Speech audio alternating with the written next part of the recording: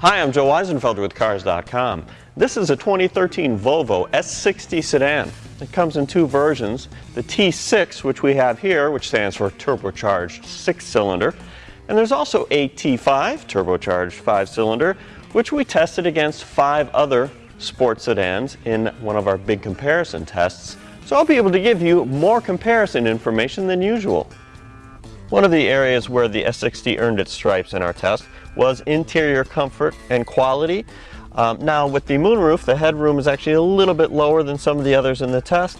Same thing for the backseat legroom, but both still workable.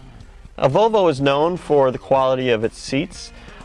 They aren't super cushy, but they are super comfortable. They have excellent support where you need it, and it was true with the base seats that come in the regular T5 that we tested, and also the R-Design sport seats that we have here.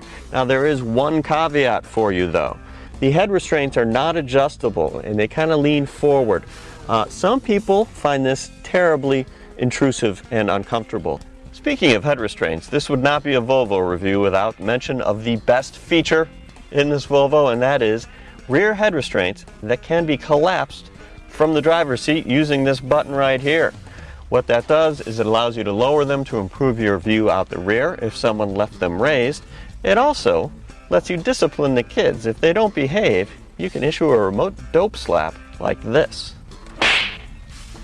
Let's see that again in Cars.com slow motion. There are a couple things I don't like. For one, this plastic window on the gear selector with the shift pattern on it. Most people think it looks really cheap and terrible. Did you ever build models when you were a kid and get too much cement on the window? That's what this looks like. It's shameful. Another thing I'm not wild about, the way the entertainment navigation system works. There's no touchscreen. So when you're changing everything on the screen, when you are inputting destinations for the navigation system, you're using the knob and selecting letters from the alphabet that way. Now, the S60's driving experience has some ups and some downs. First, an upside, that's the power.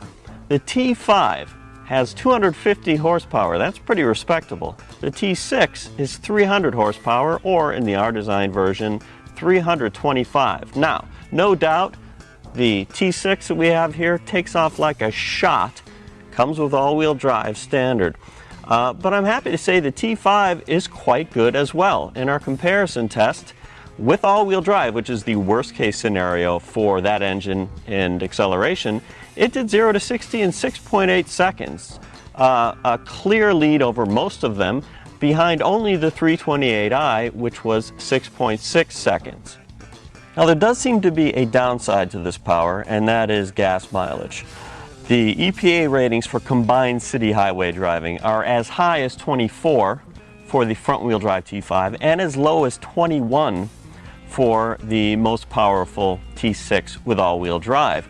In truth, in our test, we saw an observed 20 miles per gallon for the T5 with all-wheel drive. That's the lowest in the test. Now you might think that's what happens when we have more power, right? Well, not necessarily. The BMW was the quickest vehicle in our test and also got the highest observed mileage at 28 miles per gallon combined. What used to be an unavoidable trade-off is now not necessarily a good excuse anymore. Now, ride quality was one of the positives for this car in our comparison test. That was the T5 with 17-inch wheels and a regular suspension. Now I have to say, with 18-inch wheels and a sports suspension in this T6, it's definitely a firmer ride. You're not going to want to drive the lower level one, then order the high level one, and later find out that it rides too rough for you. Now, in handling is where this car fell behind the others. And I say that regarding racetrack testing. In that regard, it was less composed, and I particularly thought that the all-wheel drive system was subpar. The front and rear wheels didn't seem to be talking to each other. It is outclassed by super handling all-wheel drive in the Acura TL and Quattro on the Audi A4. But let's keep perspective on this. In normal driving, it's fine. The all-wheel drive helps you get all that extra power to the road without too much slippage, and on snow or slippery surfaces, I'm sure it's fine. So if you're looking at this car like you would a normal car, you're not going to take it on a racetrack, it's actually quite good.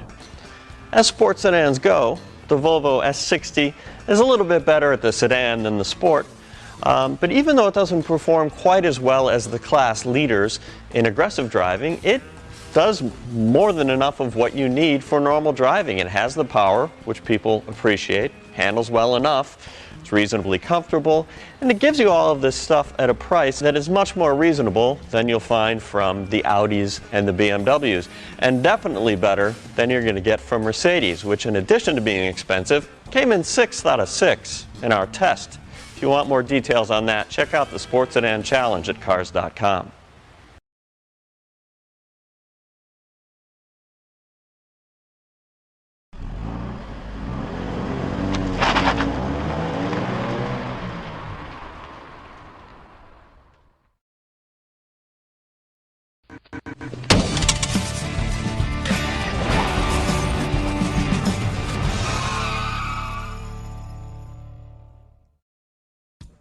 Hi, I'm Joe Weisenfelder with cars.com.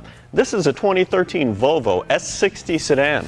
It comes in two versions, the T6, which we have here, which stands for turbocharged 6-cylinder, and there's also a T5, turbocharged 5-cylinder, which we tested against 5 other sports sedans in one of our big comparison tests. So I'll be able to give you more comparison information than usual. One of the areas where the S60 earned its stripes in our test was interior comfort and quality. Now with the moonroof, the headroom is actually a little bit lower than some of the others in the test.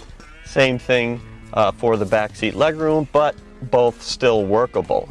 Now, Volvo is known for the quality of its seats. They aren't super cushy, but they are super comfortable. They have excellent support where you need it, and it was true with the base seats that come